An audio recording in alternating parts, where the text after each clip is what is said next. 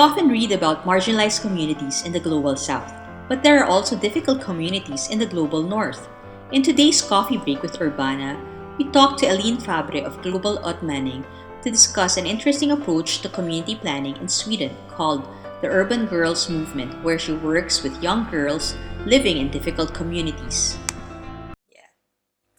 Hi everyone, and now we're having our virtual coffee break with Elin Fabre. So welcome back to Coffee Break with Urbana, and welcome Elin to Coffee Break with Urbana. And I Thank see you have you. your coffee with you. We have IKEA stuff, not because she's Swedish, but I really do have a lot of IKEA items. Anyway, Elin is the manager of the Global Utmanning program on sustainable cities, and she holds two master's degrees one on political science at the Stockholm University and one on international relations from Sciences Po and King's College London. And today we're going to talk about her project, Urban Girls Movement. So hi, welcome, Elin. Hi. Yeah, how is sunny Sweden right now? Yeah, no, it's been raining, but now it's nice. The Yeah. sun just came out. We're also enjoying our bit of sunshine right now here in the Netherlands. So Really? sometimes it was raining for a week, but then now it's sunny. So I'm hoping that tomorrow it will still be sunny. Yeah. And so I'm really curious because your background is political science and international relations. And how did you get into working on and urban planning? And how did that interest come about? Yeah, it was actually a coincidence. I'd been working with development policy for almost 10 years with so many different questions, development issues from gender equality to agriculture policy, quite a lot of security or even democratic issues, human rights. Um, and I'd been working with various UN organizations or within the EU or for the Swedish government, but also a lot for civil society organizations. So I got an offer to join an initiative that was run by a UN agency together with the Swedish Foundation Mhm. back then, because I had this, you know, background working with various organizations, particularly on different levels. So, and that happened to be within urban issues. Mm. So it was totally new to me. And as a political scientist from a country that's highly decentralized, of course, you Yeah. know a bit about the different capacities and responsibilities for of the different government levels, of course. I mean, the municipalities in Sweden are super important. So it wasn't anything new to me, Mhm. but I mean, working on like sustainable cities was definitely new. But I quite quickly, felt that this was my area because everything that I'd done before was so useful. I mean, of course, whether you talk about democracy, human rights, or gender equality, or urban agriculture, or whatever, or welfare on the local level, it all comes down to the city, right? So, Yes.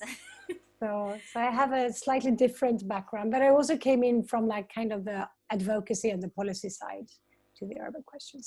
But it's always interesting when people coming from a different background and not a design background work who start working on urban issues because they have a different perspective on it.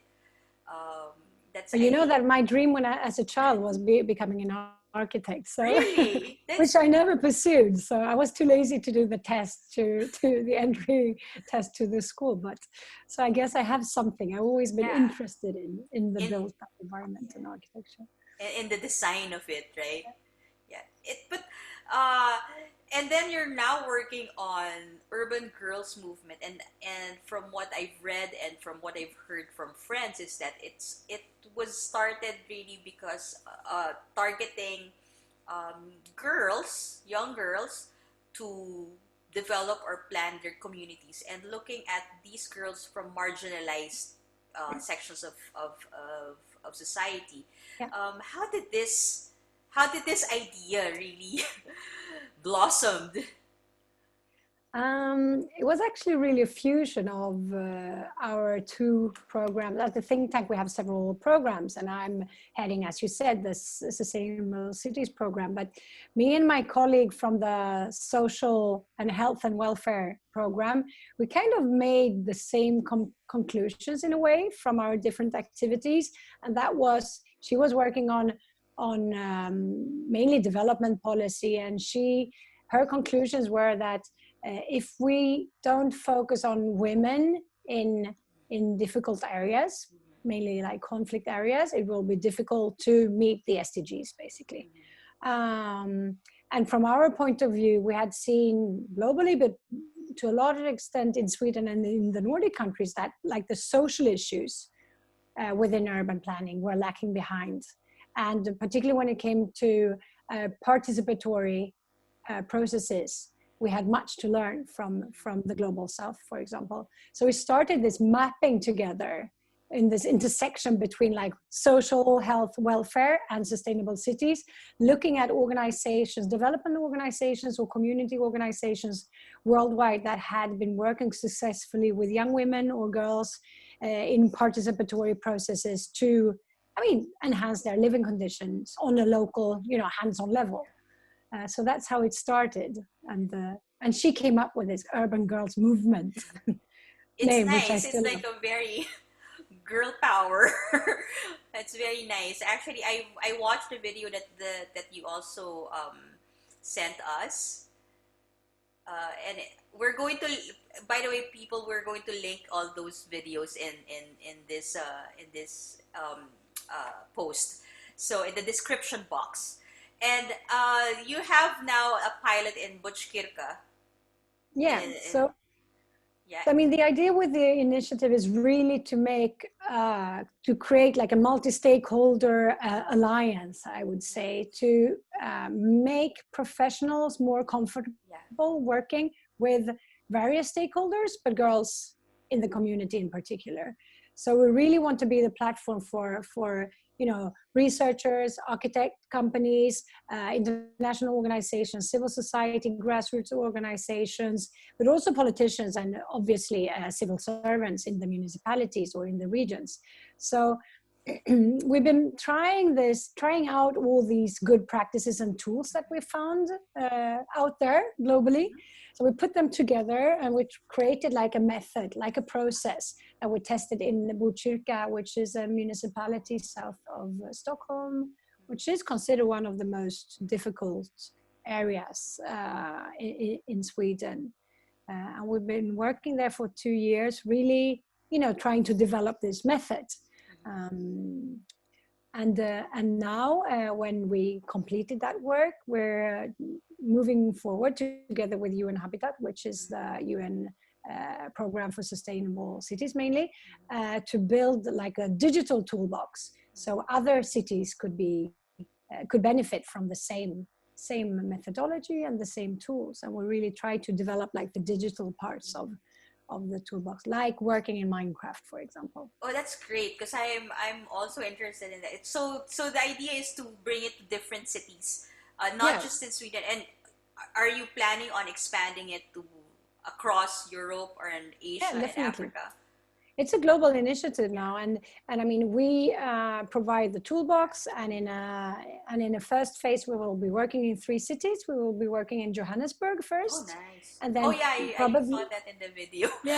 and then probably 1 city in Latin America and 1 in Asia, hopefully, the coming 2 years. But the idea is to provide a toolbox that is so easy to use, so any civil servant or architect could actually run the project themselves, so we don't need to be present. Yeah, that's nice. And besides, right now everything can be done via Zoom, by virtually, so you that's can a challenge, but also a way forces us to think even more digital about the steps that weren't necessarily digital. And in the best case scenario, we could meet in person, but if we can't, we could now kind of build in that plan B already in this approach, that you could have like more virtual discussions and workshops, even if we hope that will change in the future. That's true. Oh, So when you had that pilot in Bochkirka, so you mentioned earlier that Bochkirka is one of the most difficult places in Sweden to. So in their pilot, can you describe how it was before and how it has evolved once that the urban girls movement have stepped into planning that community?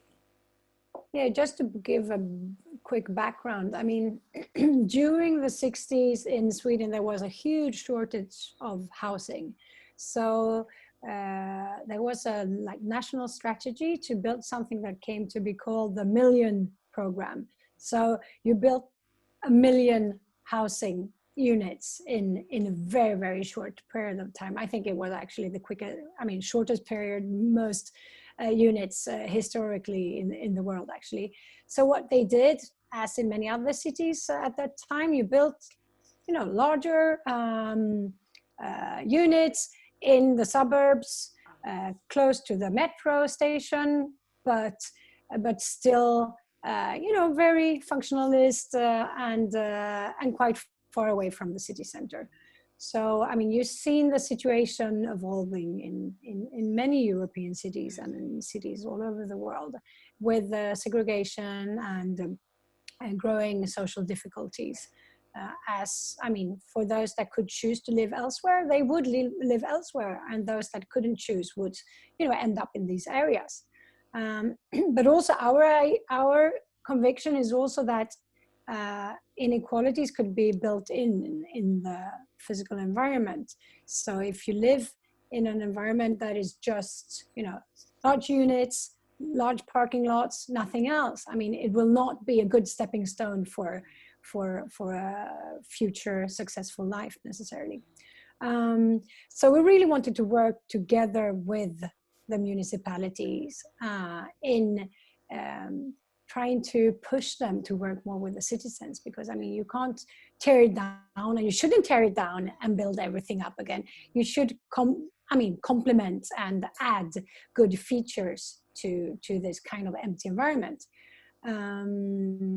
So that's how it started, and we partnered, of course, with the UN and with the municipality, with a local organization called Changers Hub, made up of a group of young people from the area. So they helped us to recruit the girls living in the area, going to school in the area, or some of them working or grew up there. So we actually had this kind of, you know, really diverse perspectives on this specific location. So that's really how it started.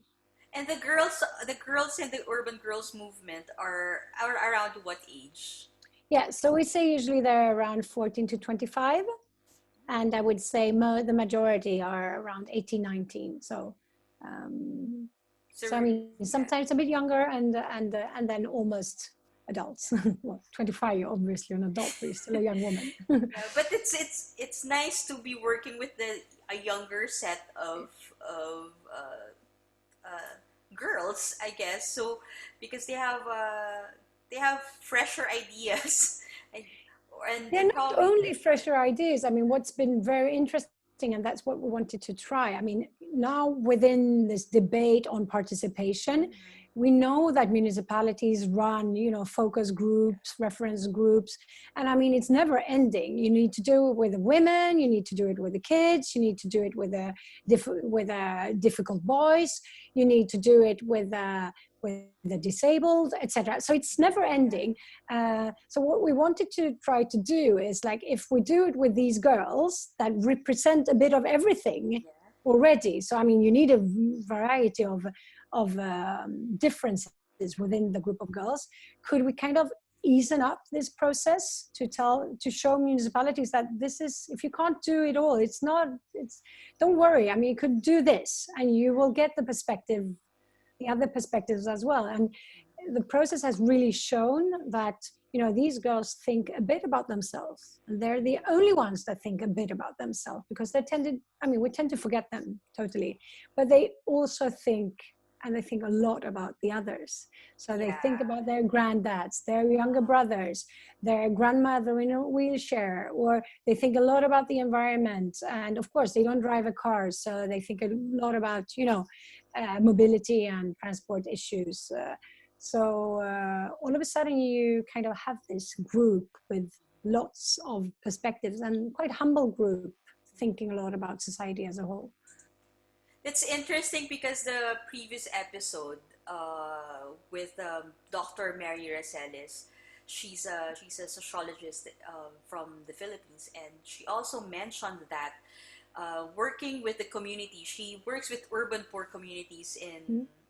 She worked before with Africa in UN Mm. for UN in Africa, and she's currently in the Philippines. She's working on urban poor marginalized sectors, Yeah. and she mentioned that also that it's really the women who's involved in these planning and community Mm. action planning and and she said it's also because they have exactly what you said. They care about not just themselves but the people around them.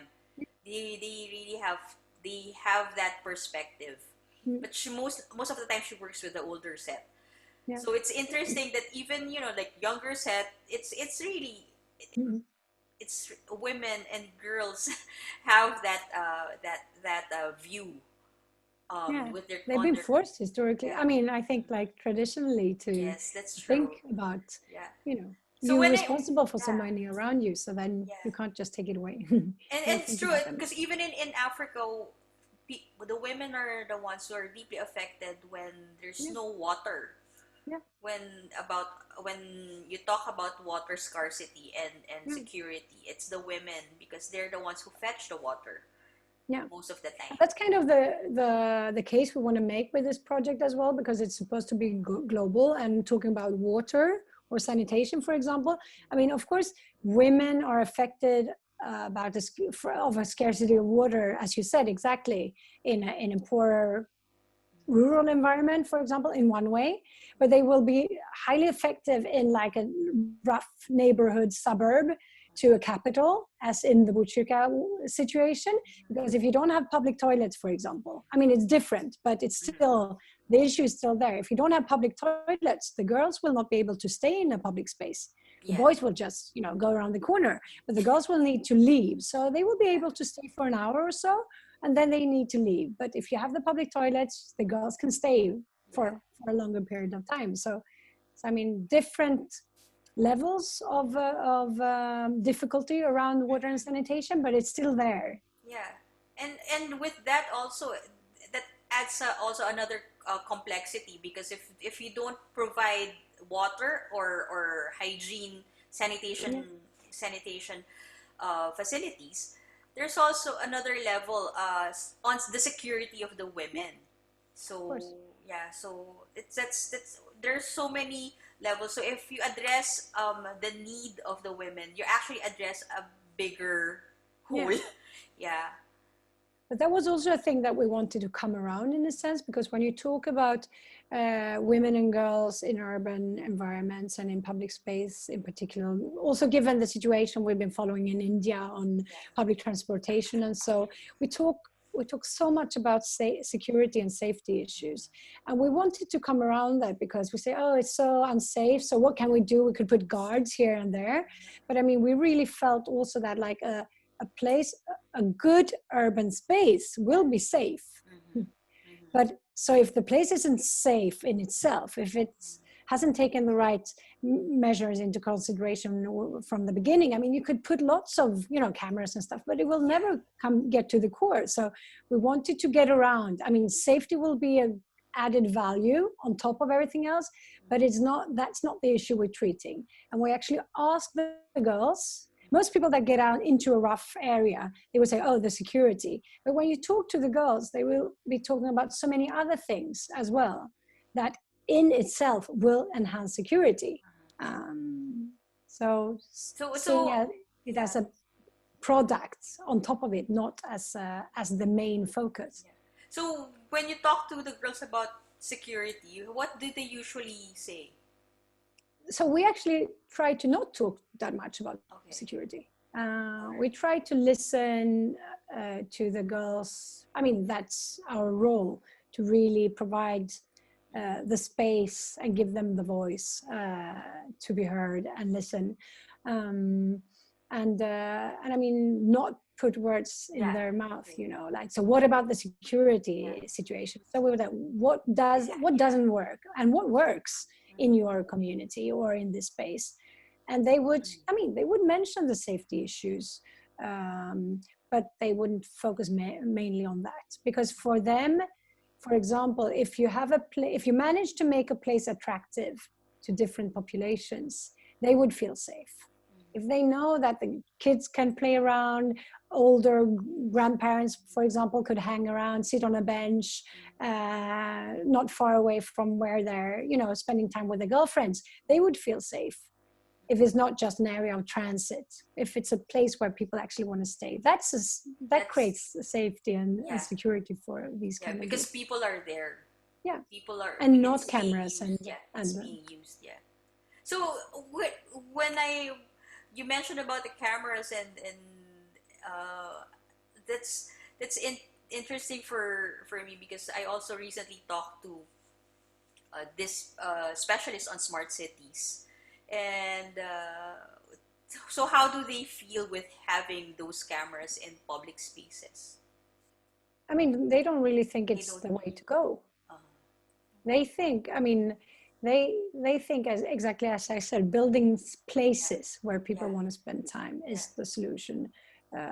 And of course, I mean, it gives so much other positive benefits, of course. So creating, I mean, what they call hangouts, places to hang out for various different parts of the population, but in the same space on 24 hours a day is really the solution.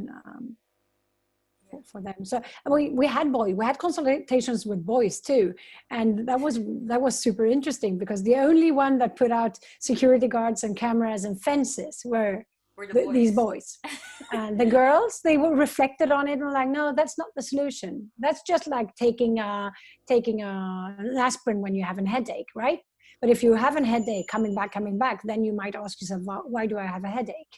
Very So interesting. Very interesting because I was also thinking about that. I mean, what is the difference when you talk to the girls, to the young girls, and you talk to the young boys? So I guess the boys they're more structural.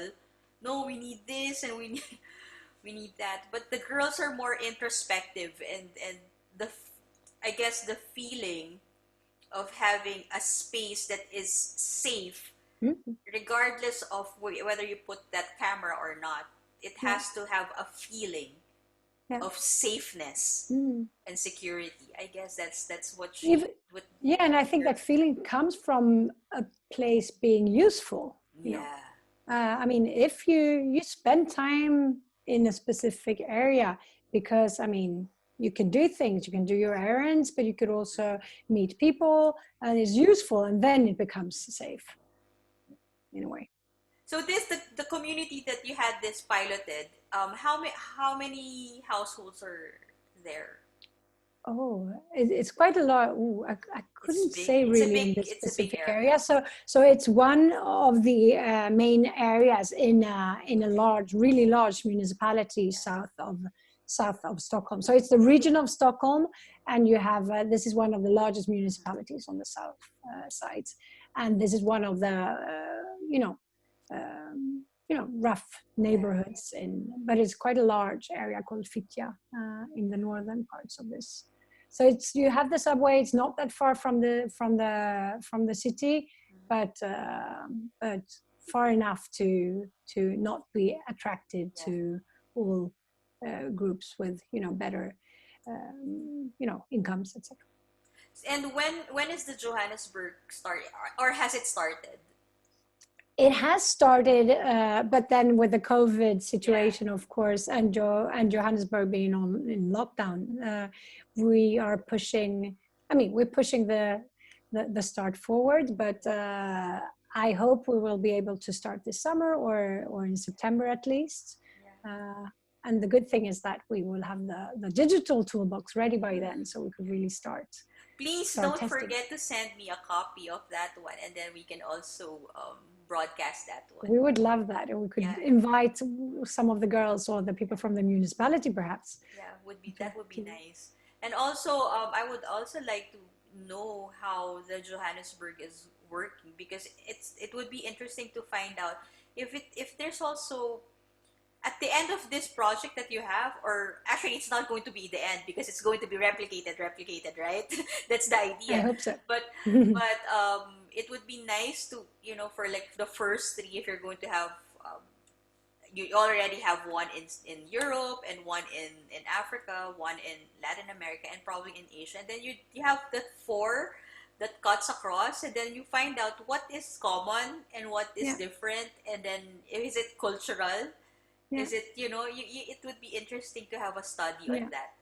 I Yeah, would we be, try to really create also possibilities for these different cities to learn from each other, and but also, I mean, as the tools come from so many different cities already, and we kind of package it and we tested it in Sweden and we send it back out to the world. I mean, it's nothing. None of the tools are specific for a specific area. Of course, what you fill in the data will be specific, but the tool in itself has yes, already, each tool has been tested in so many areas. So, but of course, as you say, it will be super interesting for these girls and women and the professionals as well yeah, working along with them to start to compare yeah, their results and learn from each other.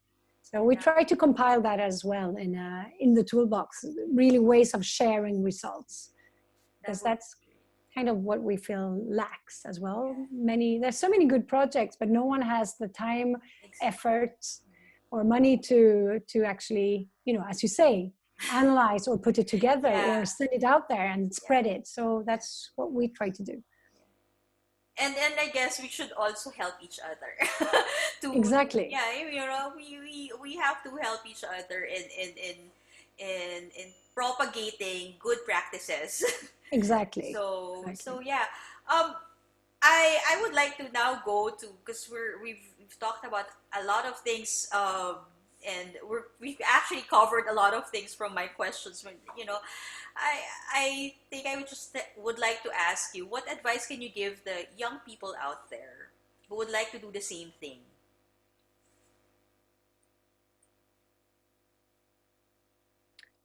I mean, first of all, I would really like to say that there are professionals out here that actually are convinced that your knowledge is valuable. So, so don't be shy, and please trust that there are a few people, not lots, but there are a few people that actually value that knowledge. So really try to find, you know, people within your municipality or in your community that will be able to support you in and showing that this grassroots knowledge from a perspective that's never heard is really adding something. Um, but then also, I think it's also difficult if you're all alone. So, I mean, try to get organized within a group of girls and try to find role models with perhaps a bit older women in your community. I mean, in Botkyrka, it would never ever have been possible without this community group, Changers Hub, that really, took the girls under their wings and, supported them. As I said, some of them were only 14 in the beginning. That's not very, to talk to architects, to officials in the municipality, people, representatives from the region, researchers. I Yeah. mean, of course, you're shy in the beginning, so you need someone to support you. But you also need these good examples. And then you could also use it to show your municipality or your leaders that, hey, this worked in another area. So, I mean, we could do it as well. But I mean, just try to engage and try to show that I'm convinced that your voice is useful, and And don't be too shy. You're also citizens. Come on. yeah, yeah, that's true. And And what can you say about what can you advise architects and planners like myself who will be engaging in this kind of project with younger people? I mean, the profession is changing as in society and as a whole. You know, when you, if I talk to you, then it would be different than to a traditional, you know, Dutch middle-aged man architect, you know, that built lots of the cities that we already see. So of course it would be different. But I mean, um, even if you're a younger woman as an architect, I would really like to tell you that even if you think that you know what it's like on the ground, you don't necessarily know it. So all perspectives Yeah. are of value. It might feel like it takes kind of slows down your process, but it will, you know, guarantee quality and legitimacy in the end. So honestly, take the time to listen to the users, the people that will be using the area. I know a young architect woman here in Sweden, and she said, and I never heard it before. She said, like, I draw all the buildings. I mean, in all the projects I work for the people on the outside, not for the people that's supposed to live inside. Wow. Which I thought it's super bold, but I mean, she really has a point. I mean, we know more or less how you should draw a nice flat, right? Yeah. But I mean, the building is there, and it affects more the people on the outside than the people on the inside. So, the so I mean, all these perspectives. Think about all the different types of users, and really try to think about. Well, I should put it like that. I mean, if I'm convinced that diversity is a strength, and think about how you relate to diversity. Do you really honestly think it's a strength? Then I mean, you need to live by that book. And if you don't, I mean, think about it again. But if you believe that it's, you know, just a strength, then you need to adapt your ways of working to that. And I guess for a parting message from you, I just would like to ask you, what has this urban girls movement taught you uh, Oh, personally? that. Yeah, I mean, it taught me lots of. I mean, so many things. I think above all, it taught me the value of adapting to your. I mean, to your partner in conversation. That you really need to be humble and adopt to whether you talk to a young girl in the area, or you talk to the minister, or you talk to you. We will really need to adapt our language, our ways of expressing ourselves, our no modes of communication. So it really underlined that, and I kind of, you know, worked with lots of different groups in the before, but now it truly underlined how much. I mean, that is something we need to become better at. Thank you so much, Aline. And I like that parting message of yours that I think all of us can learn something from the community and from another person. We don't know everything. We have to remain humble, and we have to think about um, functionality as well as design. I mean, I think for us, when we design, I'm talking for, you know, urban planners. We should always think about how the cities function and how it makes people feel, and the way people use it. Yeah, It's not just about design. It's yeah, not just about beautiful buildings. Yeah. yeah. And Thank.